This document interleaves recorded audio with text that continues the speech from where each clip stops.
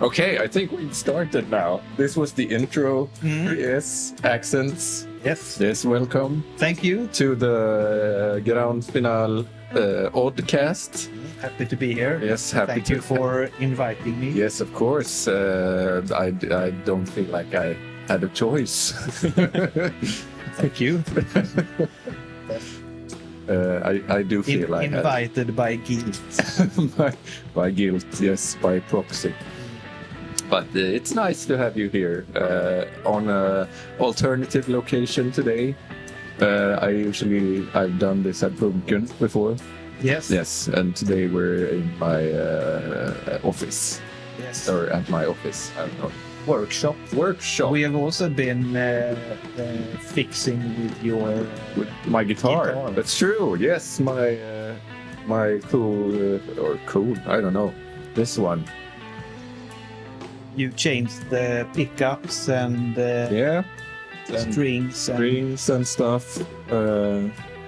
It's a Kurt Cobain modification. Okay. Yes. With the one humbucker and the one single coil. Okay, I see. He had a Mustang with this setup. And it sounded really good when you plugged it in now recently. Yeah, I liked it too. It would be fun to hear it in a real amp, but I mostly like the way it looks, actually. Yeah. But it does sound nice too. And the new pick guard as well. Pick guard, very nice. Yes, I can post some photos of this somewhere, I guess. I think you should. Yeah, I think so too. But thank you for your help. I'm trying to learn how to solder. Solder, right? Yes. In English, yes. And you're a veteran solder. I've done it a few times before. Yeah. So I don't know if that qualifies me as A veteran. a veteran. Well, but definitely more than me, at least. But I've done it before. Yeah, I've never soldered. I've soldered once before. Yeah, and twice today. So. But I mean, we made it happen. We made it happen. Everything worked. It's true. Yeah, it works. That's the main point. And I also like the thing that you said, and some stuff that I've seen online as well. Like people say that you can't really do that much damage, or you can obviously if you like start melting like the components and stuff. Yeah. But otherwise, it feels like everything is reversible, sort Yeah, of. you can rescue most mistakes. Yeah, that's nice. Yeah. That's a very good thing. Have you been tinkering with guitars for a long time? No, I wish I was better at tinkering with guitars. I kind of have a longer plan of becoming better at fixing a lot of those stuff. My dream would be able to refret the guitar. Yeah. But that's a long way ahead. That's like the hardest thing you can do. I don't know if it's the hardest thing, but it's something you really can fuck up. All I right. think. Yeah. Yeah. Oh, yeah. All that stuff seems so that you need to be incredibly like particular about like heights and stuff and all kinds of things. Or I don't think it's that difficult if you just have if you've done it once or if you just have the tools for it. Yeah. I think it's manageable. But it's just like learning everything for the first time. You have to you have to maybe sacrifice a guitar. Oh yeah, or something. It's true. So I think you can buy one of those. They're super cheap. You can destroy it. Yeah, maybe I need to do that at some point. Yeah, just wreck something. But that would be super handy to know because you would save a lot of money also, and you can set up everything the way you want it to be. Have you ever like changed a single fret or something? Like or no. But I think actually I'm not sure about this, but I don't think you can actually change a single fret, or I don't think that's very common to do. Okay. Because like they need to be leveled at the same height. All right. So. Yeah, and then it will be much higher maybe than all of the other. If you have a new fret, then exactly. So they have to be plain. Okay. Yeah. Like in this Yeah. even. Yeah. Cool. Well, there's time. There's time, yes. Life I is hope. long, hopefully. Yes. Yeah. But I feel like we got ahead of ourselves. I haven't even said who you are. Ah, that's true. Who are you? Well, my name is Joel Fabiansson. Yes. And we know each other from your the music group that carries your name. Yeah, it's true. William Solvik, Grand Final. Yes. And Where I've been playing since 2017. Yeah, The beginning. the beginning. Yes, exactly. Yeah. I'm playing guitar. Guitar. That's true. With honors. Oh, thank you. Yes, of course. Thank you. Thank you for the music. Yes. Yes. And speaking of music, we have some music in the background. That's your music. Yes. Yeah. This is Ancient Chords, or what's the Yeah, that's the title of the song. Yeah. From the album. Triptyka. Yeah. From my project that I call Nebulosa Extensions. Because you have a solo project that's called Only Nebulosa, right? Exactly. Yeah. That started out as a kind of a experimental guitar thing where I was just trying out to see what type of things I could create with just my guitar. Yeah. And then I've just been experimenting with that. But then some of the stuff I did kind of led over into wanting to play with some other people, and Yeah. I tried to play it like with a trio, so with drums and bass. Yeah. Vegard Laudal and Donovan von Martens. Yeah. And then and I think the idea I had for the music was that I wanted it to be like somewhere in between where it's improvised and written. So I didn't want to have like solo parts in that type of way. More like having more of a playing the melody in a open kind of way. That's sort of the feel. I was thinking about it earlier when I listened to this record. Like it feels like there's just it's just a song that sort of it's just ongoing. Like and like you say, it's not like okay, now it's the guitar solo and then there's the theme. It's just like it's mölling on. Det möljar på. Yes. Yeah, I think that was the idea, and that's the idea with my solo guitar thing. Nebulosa is also like just more or less creating an atmosphere that you are inside of, and then you try to elaborate on that atmosphere. Do you write like compositions for the solo thing, or is that? Yeah, it's more. Yeah, I in the solo things, it's been very different, but there's always some kind of element of improvisation. But usually it's within a frame or an idea. When it's more that I think I'm elaborating on an idea of an atmosphere, and I just try to be in that vibe or in that state of mind, and then it's just open to elaborate. But I if that makes sense. Yeah, totally. But since you started only with guitar, right, in Nebulosa, Yeah, and now there's some synthesizers and stuff as well, or? Yeah, I've been.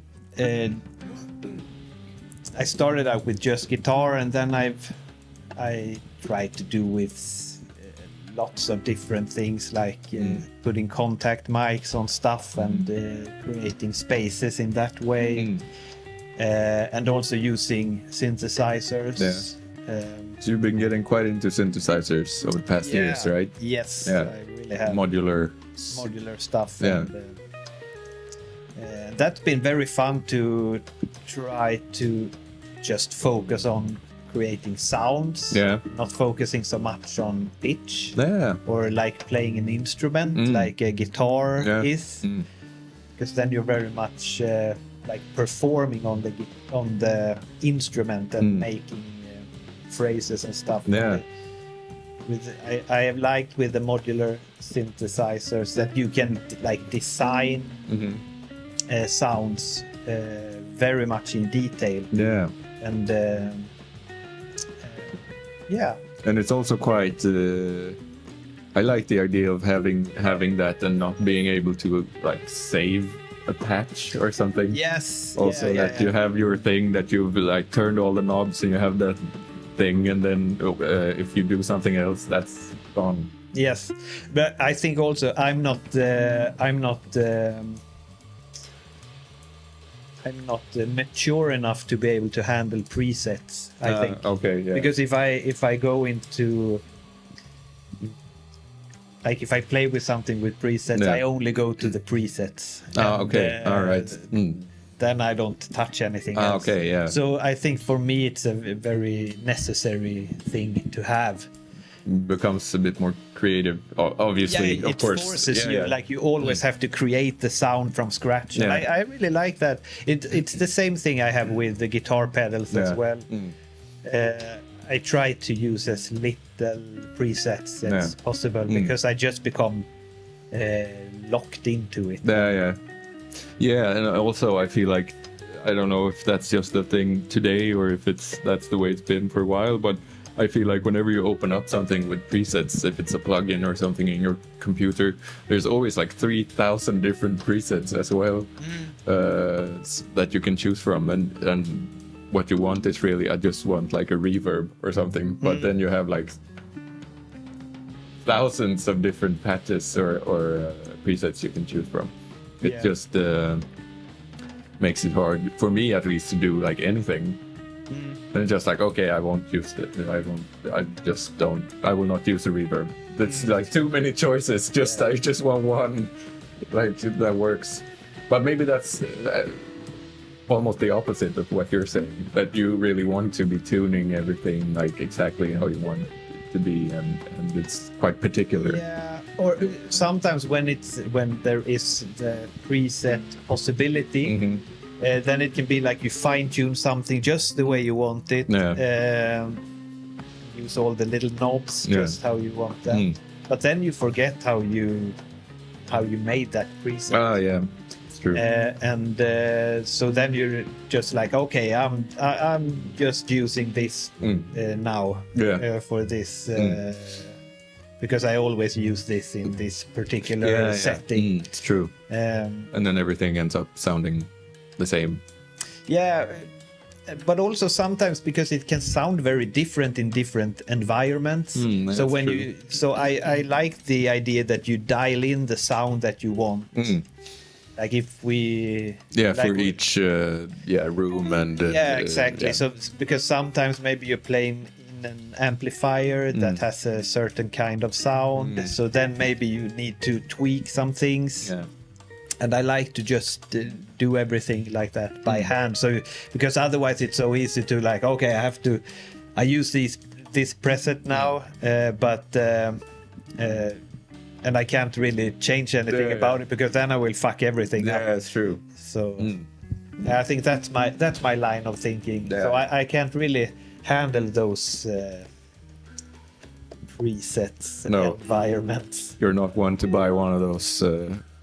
I've seen people using, like, I think mostly metal people and rock people using these amps that's just like modeling things. That's just a bunch of presets and like things you can tweak. Yeah. That seems stressful to me, like having. Okay. I don't have anything against it per se, but it's just like something I'm not able to be able to work with because I just I get trapped in it. And it's sort of nice also, like having knobs that you can turn and stuff. Maybe those amps have that too, though. Like the modeling amps, they might have some. Yeah, I stuff. think, but it's a little bit of menu diving in some of them, at least. I see. Well, but did you start when did you start playing the guitar? I started playing the guitar at the tender age of 11. That's a tender age for sure. Yes. Was it in organized forms or in an organized fashion? Yeah. No, I remember the first. I got my first guitar. The Christmas. I don't remember if I was when I was 10 or 11, but I got it for Christmas, and I remember the first thing I did. It was an electric guitar. All right. And the first thing I did was I wrote a song on it. Nice. That was just on the low E string with distortion. Nice. Do you remember the song? I think I kind of remember the song. Did you give it a name? No, I don't think I really gave it a name.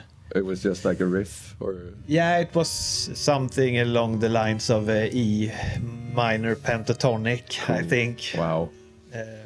And how did you? How were you able to do that when just like receiving a guitar and then writing sort of a riff, and even if it was just on one string?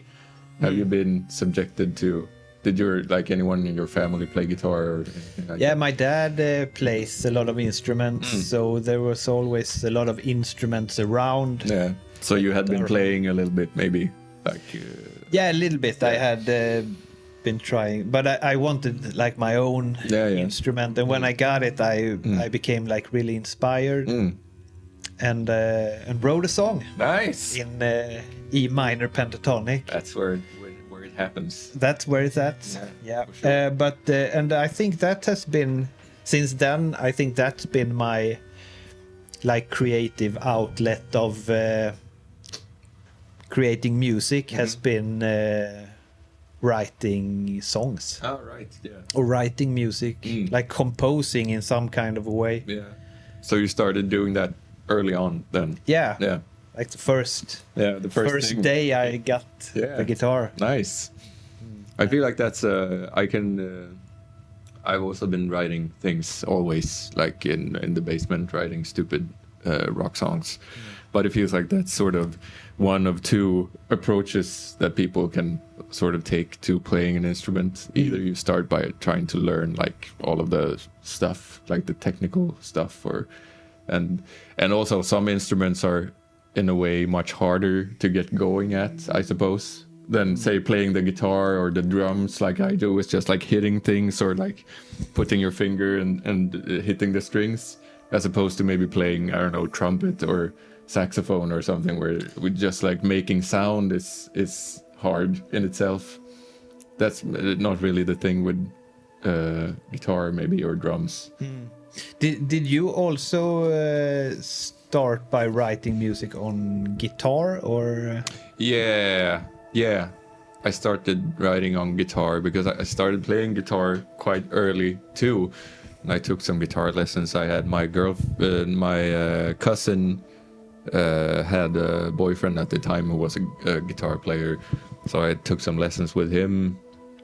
And I was really into like Led Zeppelin and Jimi Hendrix and stuff like that. So I just wanted to learn how to play like blues riffs. Did you write that type of music then? No, not really. I think I wrote more kind of like Blink-182 type punk pop songs in the beginning. Makes sense. Yeah, I know. What kind of music were you into in the beginning? Or what were like, I want to play this kind of music on guitar? Well, I remember actually, I remember one thing. I think maybe that is very much because the guitar is built that way, like when you do the bar chords. Yeah. Like you can move the major chords around. But I remember I did a lot of, I guess you would call that maybe like a grunge type of harmonic vocabulary or chord progressions. Yeah. Were you into any like grunge bands as well? Did you listen to like Nirvana or Soundgarden? Yeah, or I listened to all the grunge stuff. Nice. And also I really liked Fugazi a lot in high school. Maybe even before in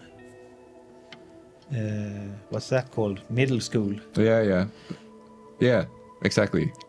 But I remember also that for me that felt very natural to have those kinds of chords. But then I remember when because I was also self-taught more or less. I didn't have a guitar teacher. I was just like playing in bands with friends and stuff. And writing my own music. I think that's mostly how you learned. Yeah, how I learned how chords fit together and what sounds nice. Yeah. But I remember when I went to high school and like the theory teacher or in the music theory classes, when they said, these chords sound good together because they're in the same key and all of that kind of thing. But I remember thinking like I just thought that like, okay, yeah, they sound good together, but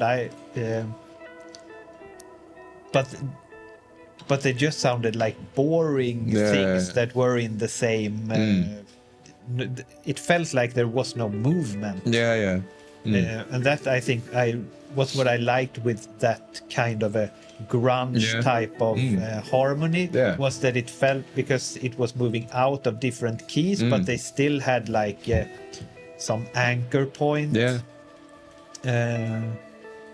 Like it could be like one note that were in all of the chords or something, like the note C was like in all the chords, but you moved out of the key, and for me that always sounded like there was harmonic movement. When you played inside the key, it sounded so dull. Just like it's not going anywhere really. Exactly. It's interesting with the grunge thing. It's I think that kind of music is really, like you say, it's like super cool harmonically, and it feels like it doesn't really get credit for that. Like it feels like grunge and sort of I don't know, like punk music is often sort of like compared like, it's like grunge or punk or something, but I feel like it's completely different things. Like grunge music feels quite sophisticated, but it has that same sort of angry furious energy to it maybe. But I guess a lot of guitar players, at least in our generation, probably got started with that kind of thing. I think so too, very much. Either that or like metal, like shredding metal stuff, maybe. Yeah, maybe. Yeah. Were you into any of that stuff too? Like I really liked a lot of metal things as well. But it started out with like the grunge stuff and like Frank Zappa, Jimi Hendrix, and those kinds of people. A bit more bluesy, rocky. And also some earlier blues things I listened to as well.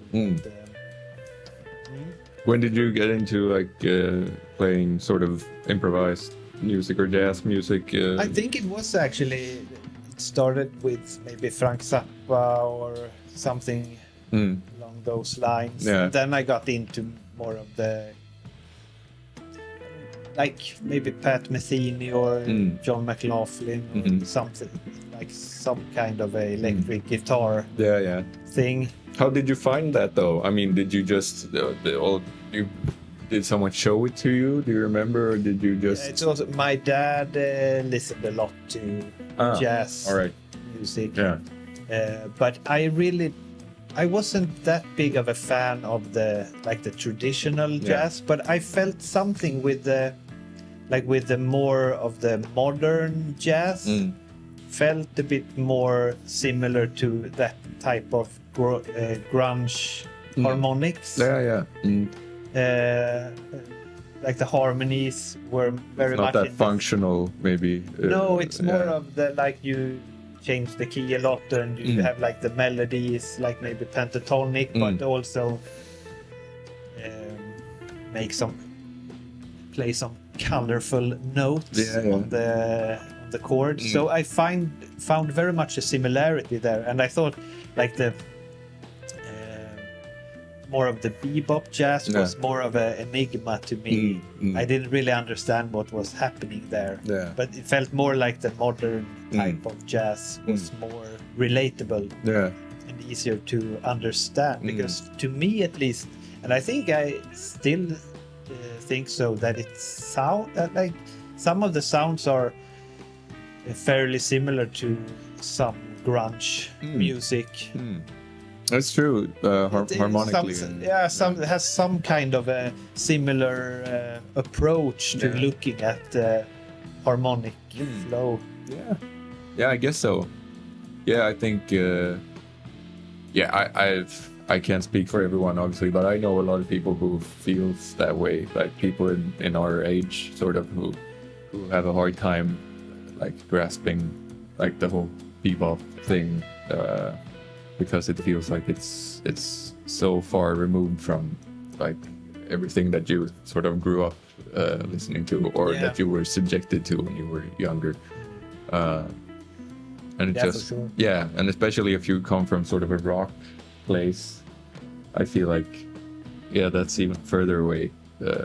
Maybe the bebop things with like 1,000 chords, and it just feels like a very cerebral sort of exercise kind of music that you need to just... And very like fast moving functional harmony that more just sounds like it stays in this, or that's at least how it sounded to me. It sounded like it stayed in the same place, because it was more or less in the same key. There were no like dramatic changes between chords, because it was just like a fast moving thing. So that took some time for me to really get into. And did you get into it eventually, or? Yeah, I think it took a lot of time, but I found a lot of music for me, like for example bebop jazz and more of like traditional jazz music. I felt intrigued by it and wanted to know what was going on there musically, because I couldn't really get a grasp on what was happening. So I became intrigued, and I started like wanting to know what it was about. So then I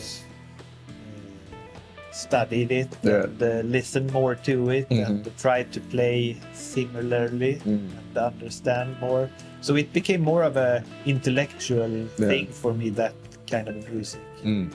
I think. Yeah, but it seems like you're also quite into like theory and stuff. Yeah, I love it. Yeah, and like nerding out on harmony and stuff like that. Yeah, it's very interesting to me, I think. Like just like where does, I think what's the English way to put this, the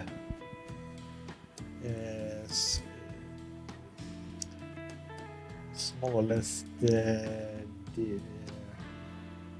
minsta nämnare. Exactly. I know. Like just like the core, how you can simplify something into the simplest form. Like how can you play like a harmonic progression with just like one leading voice, for example, or how many notes do you need to present a harmonic context? And those types of ways of thinking can really intrigue me and make me curious as to create something and to try to I would like to compose something that has this idea, and that can just trigger something that makes me want to create something. Ah, right, yeah. So for me, I think music theory has been like that, like something that just makes me curious. Yeah.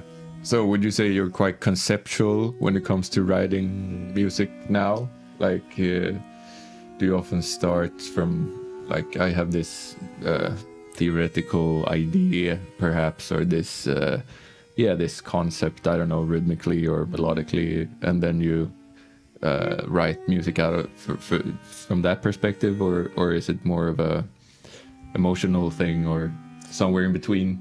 I think the parts that I use or the things that I like always has to have that emotional part. But sometimes I can use the intellectual part or the idea or something, just like a place to start, or to just get me intrigued, or just get some kind of a energy into doing something. Because sometimes it feels like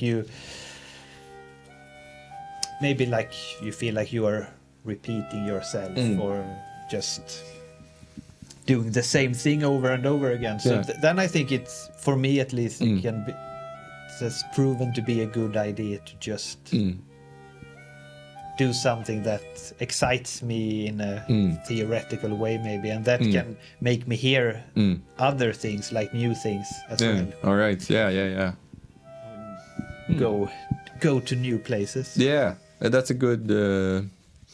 It's a good tip. I often feel like I can get stuck in, like, I mean, you know more than most people that most of my songs sound almost exactly the same. No, but I think you say that sometimes, but sometimes you have said that also about like two songs that just sounds complete opposite. Yeah, as well. yeah, perhaps. So I don't think I really agree with that. Okay, yeah. But I can understand that maybe you have that. That's how it feels sometimes. But maybe that's a thing too, because I'm not that well versed in like the music theory world. I use my ears so much, and then I usually end up having to figure out what it is that I've actually done, and it usually turns out that it is something like a theoretical thing, or that there's some kind of pattern to it. But I'm thinking that starting out sometimes from like a more cerebral part of your brain could be a good way of like coming up with some stuff that sounds new, even though I mean, hopefully, like you said, maybe you can get inspired by that, and then it might take another form or become a more emotional thing after a while. But if you start from like a more sort of brainy place sometimes. But sometimes, like, to use an example, sometimes I've done like I have a rhythmical and maybe tonal idea of making a bass line or something, or ostinato or something along those lines. I can create something like that in an intellectual way, but then maybe I like the harmonies and the melody comes in a more like I'm trying to listen what I hear when I hear this like idea of patterns and rhythmical things, and then if it intrigues me, then I can start. Then I can start hearing melodies and stuff like all right, that. yeah. But how do you go about when you start to compose? I honestly, quite often I just sort of plop my hands down on the piano or like play some notes on the guitar, sort of at random, and then I sort of do that for a while until I find something that I like the sound of, that intrigues me, and then I try to make that feel sort of intentional, maybe by repeating it a couple of times, or like putting a form to it or something. So almost like looking for gold when you exactly. You're just trying to find something. You randomize until you do something. Exactly. I kind of think that's the way, like how when because now AI is coming so much more into our lives. Yeah, that's true. I think that might be like a good way how you can use AI in many situations when you just randomize a bunch of stuff. Yeah. And then you just see if something intrigues you. Oh yeah, that's and true. Then you can use your intuition when you hear. You can just to get something that you can react to. Yeah. To just like get a trigger in you. Yeah, it's true. Yeah, because it's starting to become a thing, right? Where AI can make a little bit of music, I think. Yeah, I think so. But I mean, it can just be like instead of you, like you're using a form of AI by just it's true. Yeah, just playing My like own- a prequel to it's AI. true. Yeah, by just like playing random notes and just okay, do I like this? Or... I guess it's not random either. I mean, obviously you do have sort of sounds and like moods and kinds of chords that you gravitate towards. So and when you've played something a lot, you tend to play that even more because that's what your body knows how to do, sort of. So. But I think that's. But I feel I have like different periods of time, so where it's so obvious to me, like okay, during this time when I wrote this bunch of songs, I was super into like a major sharp 5 chord, so they are everywhere. Yes. Or like when I wrote these songs, I was really into that kind of rhythmic phrase. So that's everywhere. But I think that I also just have to like get them out of my system as well. I think so as well. Just like, okay, I'll just do this 100 times now and then I can write something else, maybe later or something, I don't know. But it's... I can relate to that as well. Yeah. Like you're writing the same song. It feels like sometimes for like 20 songs. Yeah, exactly. It's more or less the same song. Yes, but it never is, of course. But that's how it can feel for sure. Maybe like the starting point, or that your way of working with the music can maybe feel like you're using the same approach. Yeah, maybe that's a thing too, like the same sort of method or something to get into it.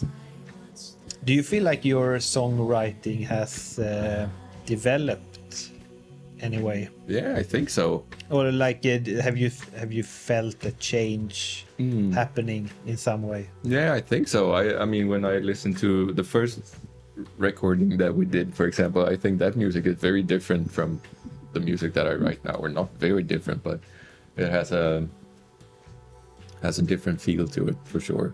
I think it has become more. I've started to hear like things that are more abstract, maybe, like, or that's sort of what I've started imagining sounds and harmonies and things that are more complex, maybe. Complex in what way? Just that it's maybe not as easy on the ears. Yeah, exactly. Because when as both you and I sort of come from rock music, and when you haven't, as a drummer, had to study theory that much, so I've always just known like fifths on the guitar and like simple triads on the piano and stuff like that. And but I noticed that I've started hearing now like things that are much more complex. Like I can hear like, oh, this chord would be, or at this spot in this song there would it would be cool with this chord that I hear in my head, and then I try to figure it out on the piano, and it turns out that it's like a minor major sharp 5 flat 9 chord. But I just sort of, that's the sound that comes up instead of hearing like, oh well, this should be a C with an E in the bass or something. Do you hear it like on a specific instrument as well, or is it what way? I don't think so. It's just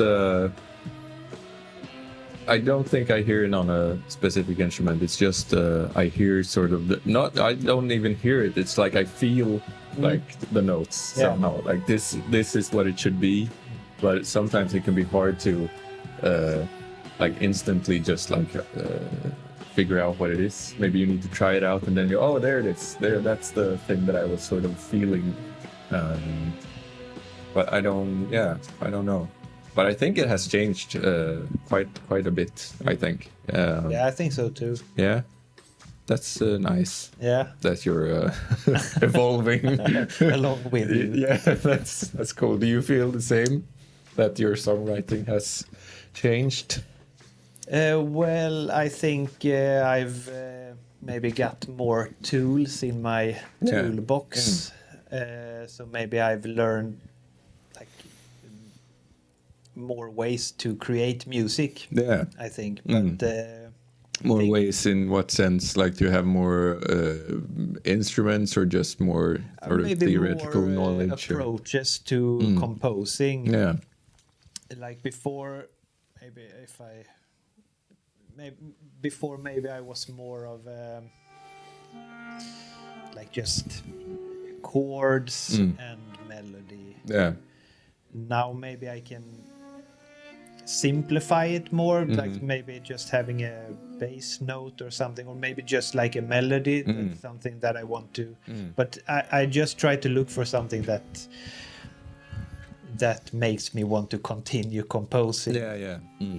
But sometimes it has been, for a long time, it was just like making bass lines or bass riffs or stuff like that, and working with that. And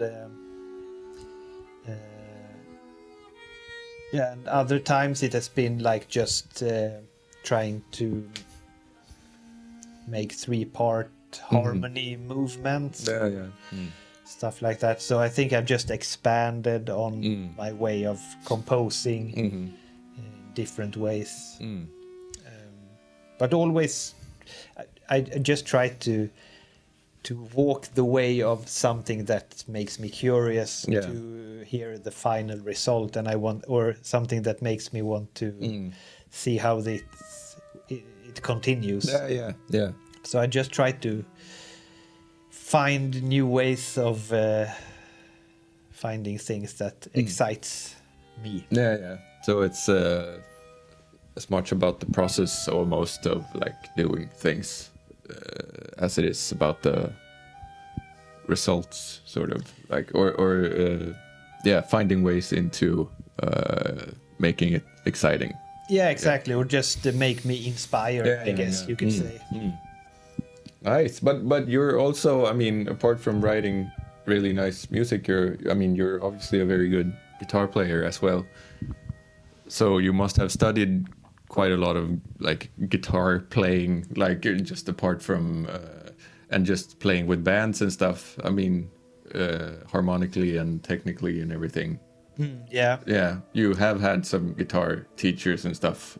Yes. Yeah, I've had some guitar teachers as well, but I think actually I've had a lot of guitar teachers that have helped me a lot. But I think for me, mostly actually, the composing part has always been the best teacher to me. You sort of figure out... because then you figure out melody, and you figure out harmony and everything, and you figure out what you like and what you don't like. Yeah, it's true. So, and that has helped with everything, I think. Interesting. And if I want to learn, for me, the best way to learn something is, like, if I want to have better technique, I should just like compose something that sounds like what I want to learn. Yeah, all right. I think that has been my best way into learning. Yeah. Because then I also have to trigger like the part in me that is connected to what I like. Yeah.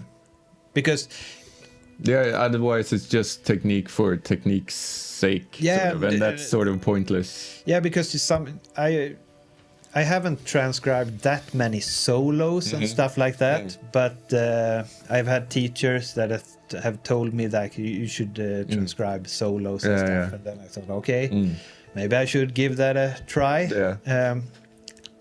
And I think, I mean, it was not wasted time. I think that I learned a lot of good things with that. But many of the, like when you transcribe a solo, many of the things that player was doing, maybe I didn't really understand why, and you just do things that you don't understand why it's there. Yeah, it's but true. If you compose it yourself, then you know why you do everything. Yeah, it's true. Yeah, I like that.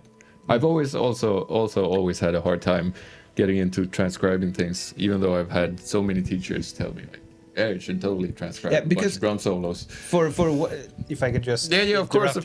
Yes, because the one thing with the transcribing things that always upset me a bit was because, like, with the great players, it's so much that they are focusing on like the intellectual part, like which notes or which drum you're gonna hit at what time, and it feels like it's never that is the most impactful thing about someone's playing. Yeah, it's true. Because it's mostly about the energy or like the projection and everything. So I think I have maybe transcribed in a way, like if I listen to some player that I really like or some musician that I really like, then you can like transcribe their energy or their temperament in a way. Exactly. Yeah, I've been thinking about that a lot too.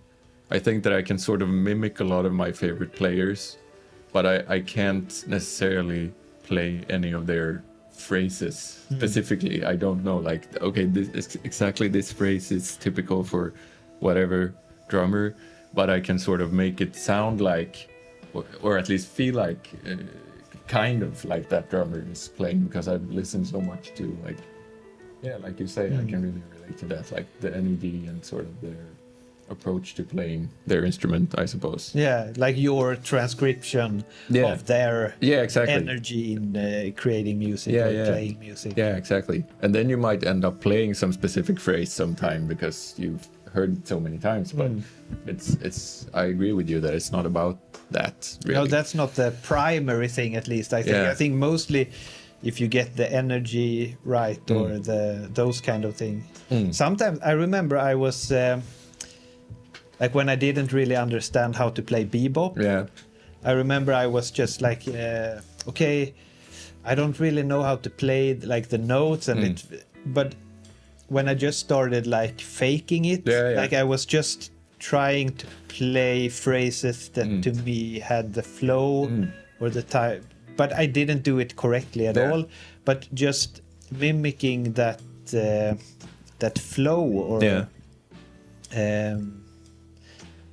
really felt like a more, it gave me a lot more than just like practicing what note comes and what chord and playing right in that way, but just mimicking like the energy or the flow. It felt like it, to me at least, that makes a lot more sense. I totally agree. And I've been thinking about I've been thinking about that a lot too when sort of composing. I mean, my dad is or was always a jazz musician, so I was subjected to a lot of jazz my whole life. So I sort of know how jazz sounds like. So it was always interesting to me to like get into music education or something, and you would sit at composition classes or arranging classes or something, and people would struggle to write, sort of come up with a melody that sounded like it was a jazz melody, but they would be really good at sort of writing 8-part harmony because they were like really good at the theoretical part. Maybe they wasn't, that well versed in the like the energy or the sound of the music, whilst I could easily sort of just sing like a jazz lick or a melody that would sound very jazzy, but then I couldn't do anything else with it. But so it's interesting, like where you're. But did you always feel at home with type of the jazz harmony and melody. I mean, I do. I didn't mind any of that when I was younger, and it didn't. Since there was always some jazz music, playing at home, so it didn't feel like it was strange to me. It was like I don't understand this, which I clearly didn't, and still don't in many ways. But the sound to me and the energy was never. It didn't feel weird. Like it felt sort of natural. Because it feels like when, like the music you compose for Grand Finale, it feels it's very easy to understand, but it can be very advanced stuff, like with the harmony and with the intervals and strange melodic patterns. Yeah, it's true. But it's always very natural in a way. So I just wonder if you feel like you have that, if you practice that somehow, or if that just came natural. I guess I must have practiced it, but I think it's just that I've been like subjected to a lot of different music, like since I was my dad listened to a bunch of other stuff too, other than just like jazz music, but like all kinds of Motown music and funk and soul and more contemporary kind of jazz as well, and like old time marching band music and all kinds of stuff. So I don't know, I just liked the melodies and they just seem to stick, I think. And still I've always had a good like musical memory. I think that's sort of probably what's one thing like one of my strengths, I think, as a musician, that I have it's quite easy for me to remember melody or form or just like arcs in music somehow. So you can like hear, you can remember a chord that you like. Yeah. And then you can remember the sound of it. Yeah, exactly. But I think I have practiced that too a lot because I was never really that good at reading music. So it became sort of my sheet code early or I just had to be able to learn things quickly so that I wouldn't have to rely on the sheet music because I couldn't read it. So I was just like, okay, this melody, I had to remember this now, or this entire song with all of the hits and everything. And still, that's the way I learn music really quickly. Yeah. So often when I play, I will have sheet music sometimes, but it's mostly just because it would look weird if I didn't. I can totally relate to that. Yeah, that's nice. I know that when we played one concert, and I think it was just sound check, but I remember we were playing a song and I was like looking very much on the music and was playing, and then I realized after like 10 seconds that I had the wrong song up. So I was just looking and I knew how it was supposed to sound, so I was just playing what I heard, but I really thought that I was looking at the notes. And I was playing what I was seeing, but I was actually playing what I was hearing. It was a real mind fuck. And then I realized I really suck at reading music. Although I think you're too humble. I mean, I think you read quite well. Yeah, but I think I also have the same thing that I hear. I'm better at remembering. Yeah, remembering and hearing more than I am reading. Yeah. So I think when I read something for the first time, it goes really bad. But then when I've heard it and I have something to relate it to, then it quickly gets stuck in my ears, and then I mostly listen, I think, just try to play as I remember it. Yeah, it's very practical, I think. It's a very good, I'm very happy that I have the ability to do that, but on the other hand, you sort of don't practice your reading that much. So whenever you're put in a position where you have to read, like maybe sight read stuff or something, it's always a struggle. Yes. Yeah. Very much so. Very much so. everything's a struggle. Yes. Very much so.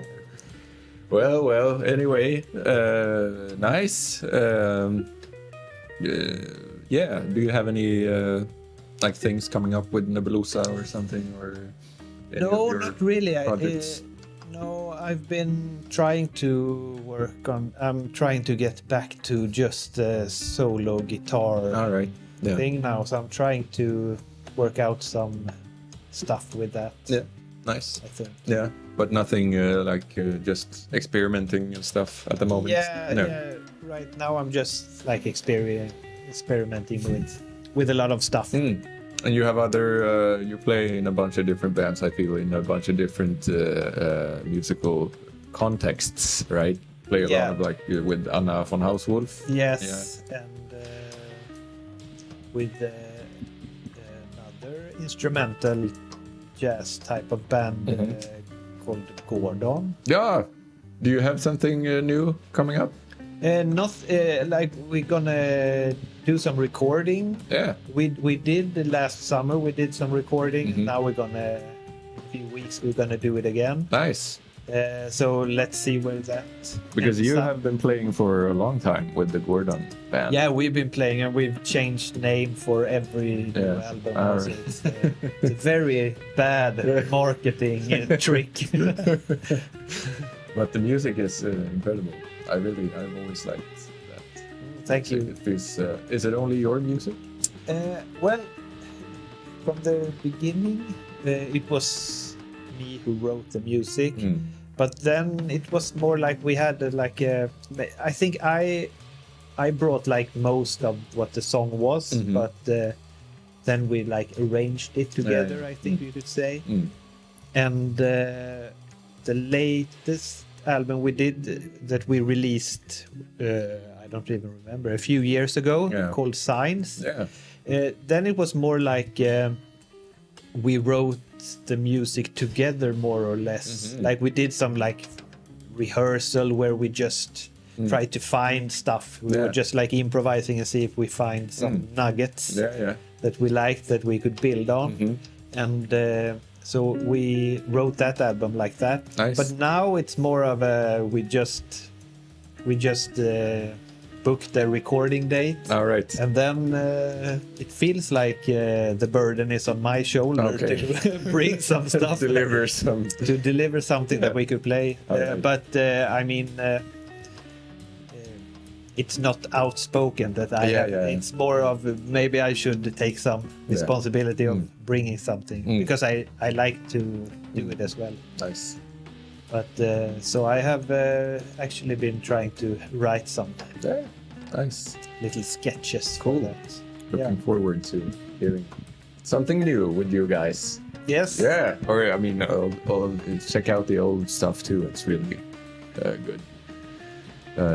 Sort of Western sounding. I always thought about Gordon. It's sort of like, or do you know what I mean? Sort of like Americana, sort of old timey Western movie feel to it, slightly. Yeah, exactly. I think we've gone more in a kind of psychedelic direction. All right. Yeah. But it's that kind of songwriting, I guess you could say, with those kinds of sounds and also those kinds of chords. I feel like your music in general sort of has a little bit of that vibe to it. Also, this with the Nebulosa extensions, it also feels sort of westerny sometimes, or sort of. Yeah. I like the kind of something that just has a atmosphere, maybe you could say. I think that's my way of like if I create a very atmospheric boundary, I can feel much more free to play. Like then I feel I can do whatever. Yeah. I like that approach very much. And that's what I like a lot with your songwriting as well. That it feels like it has a very strong character, you could say, maybe, or like the songs have a very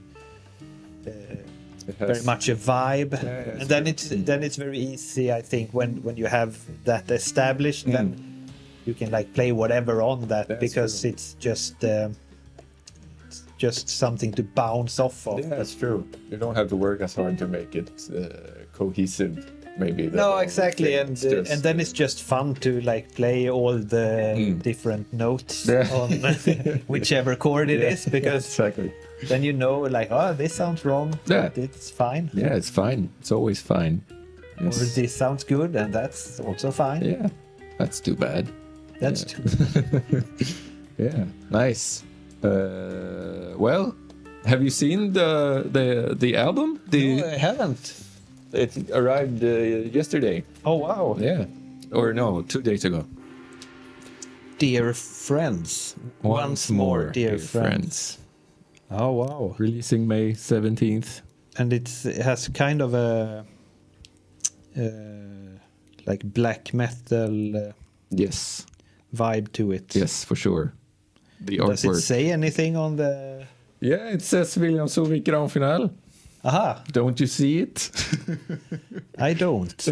Have you made who has done the? Yeah, I artwork? drew the logo at least. Yeah, I have like 600 versions of this on my computer. It was so hard to get it because it should also be sort of symmetrical. So it's kind of the same thing, backwards and forwards, but there's also slight differences in order for it to sort of spell out something. I don't know how well versed you're in the black metal world, but it feels like that's sort of a thing. There's like something that people sort of joke about, that you can never like read what's in a black metal logotype. No, that's true. It's sort of part of it. Yeah, Yes, it's true. Yeah. Okay, and here are the songs. Yeah. With a glitching last Yeah, well, song. exactly. Yes. Intentional glitching. Yeah. Yes, exactly. The last song. Some people might think that their CD is broken, but it is not. It's It might be. It but, might be. Probably not. Probably not. Yes. I was mixing that song, and then I was going to bounce it, and my computer couldn't like take the load of all of the plugins and stuff that I put on there. So the bounce became super glitchy, like this digital sort of glitch. Yeah. Sort of sounds like The Matrix, sort of the first movie when things are glitching. And I had been listening to that song for like 200 times at that point, so I thought it was sort of cool and fresh. So I just kept it to my band's dismay. I really liked it. Yeah. But I mean I liked it in a fucked up way. Yeah, Maybe. it's quite stupid, I guess. But I have played it for a couple of other people who haven't heard like the original version, and they're like, oh, this is super cool. It's really, wow, this is, because it also sounds like we're playing in like some other meter or something. Yeah, some other time signature in a way. Exactly. But I don't know. As I said, no one's listening to the last song anyway. I don't know why you say that. Have you ever listened to the last song? No, never. Never. I've never listened to the last song of anything. No, me neither. No, but I think now, I mean, that's the star of this album in a way. Yeah, I The guess. black sheep of The turd in the punch bowl. Yes. Yeah. The punch in the turd bowl, perhaps. Yeah. But I think it was fun. I liked it. It sounded deliberate, Yeah. at least. I think that's that's- the most important I thing. think, yeah, I guess so. Even though it was certainly not deliberate, or I mean, the choice to keep it there was deliberate, of course. But well, it is what it is. I like it. Yeah, I like it. I like the whole album. I think it's it's very nice. You did a good job. Thank you. So did you. Thank you. Cheers. Well, I guess that's it. Yeah, I think we've... Do you have anything to add? Not that I can think of No. right now. No, I feel pretty satisfied. Yeah. You're happy with all of the things you said? Yeah, I don't know about that, Yes. but I'm gonna regret this in a anxious kind of way later when I get home. I've been feeling that way for months now. I guess that's just life. I'm trying to live with it. Yes. Aren't we all? Yeah. Like when that- I was having my when I was talking at the concert the other day, I said so many weird things. It's just like between each song, I was like, "Oh my god, what did I do? What did I say?" Yeah. The worst thing for me about those kind of things is when I try to when I feel like I'm trying to be funny or something. Yes. That's the worst. Yeah. And then it doesn't really work. Yeah, but even if it works, like if it's just when you see yourself trying something very much, like the desperation of trying to be liked, something. So, like the feeling of when you're trying to feed your ego in some kind of way. Yeah. It's not nothing worse than that. No, I would say it's true. when you, Well, I'm I'm currently saying that on my own podcast. yeah, exactly. Yeah, but it's very It's the mentally worst. strong of you. Yes, to, thank you.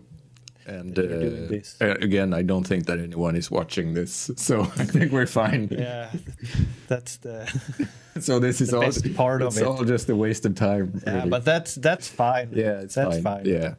This was a very pleasant way of wasting time. Yeah, I agree totally.